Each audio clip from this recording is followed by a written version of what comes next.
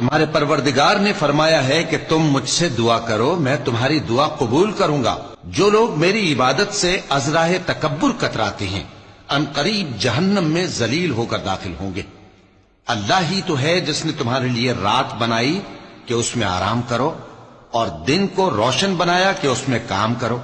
بے شک اللہ لوگوں پر فضل کرنے والا ہے، لیکن اکثر لوگ شکر نہیں کرتے۔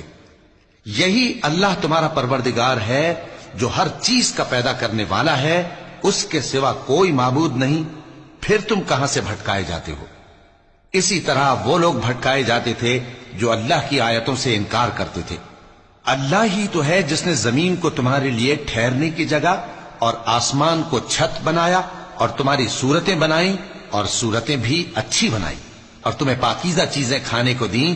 یہی اللہ تمہارا پروردگار ہے، سو اللہ رب العالمین بہت ہی بابرکت